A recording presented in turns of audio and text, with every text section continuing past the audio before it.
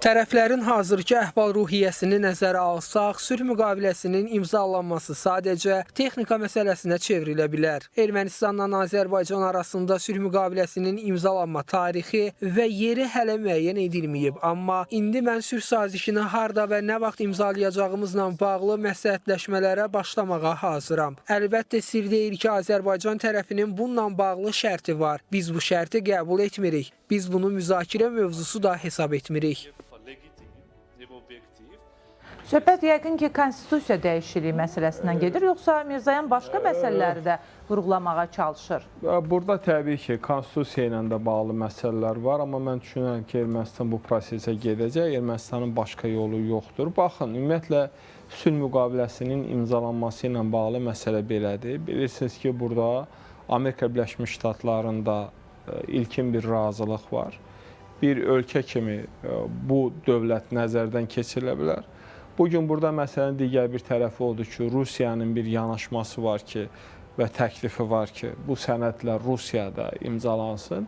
Ancaq biz keçmiş təcrübəyə də nəzərə salaraq deyə bilərik ki, baxın, biz bugünə kimi əldə etdiyimiz uğurlarda həm də birbaşa təmasların da rolu var. Və bu sülh müqaviləsinin imzalanması üçün müxtəlif variantlar nəzərdən keçirilə bilər. Azərbaycanda da bu baş verə bilər. Əslində əvvəllər cənab prezident bu məsələyə toxunmuşdu. Gürcüstanda da neytral bir ölkə olaraq bu müqavilənin imzalanması həyata keçirilə bilər.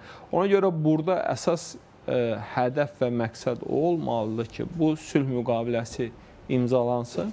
Və burada əgər bir daha ona gəlirəm, şərt olaraq konstitusiya ilə bağlı məsələdən söhbət gedirsə, Azərbaycanın bu məsələdə mövqeyi prinsipial və qətiyyətlidir. Yəni, bu yer məsələsi mən hesab edirəm, ümumilikdə götürdükdə əsaslı prinsipial bir məsələ deyil. Əsas olan odur ki, sülh müqaviləsi imzalansın. Yəni, biz əvvəlki alternativlərə də baxanda, əvvəlki proseslərə də baxanda Azərbaycan bunu dəfələrlə təklif etmişdi. Yəni, Cənubi Qafqazın bir neytral ölkəsi kimi Gürcüstan nəzərdə tutula bilər və nəzərə alsaq ki, Amerika Birləşmiş Ştatları bu prosesdə iştirak edir. Ən uyğun variantlardan biri də odur.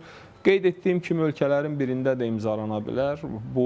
Mən hesab edirəm, bu daha çox texniki məsələdir. Prinsipial məsələ odur ki, Ermənistan konstitusiyasına dəyişiklik edir və biz sülh müqaviləsini yekunda imzalayırıq. Və Ermənistan bunu nə qədər tez etsə, bizim bölgəmizə bir o qədər sülh gəlmiş olar və Ermənistan özü də həm blokadadan, həm də eyni zamanda cənab prezidentin qeyd etdiyi kimi dalan dövlət olmaqdan da çıxa bilər.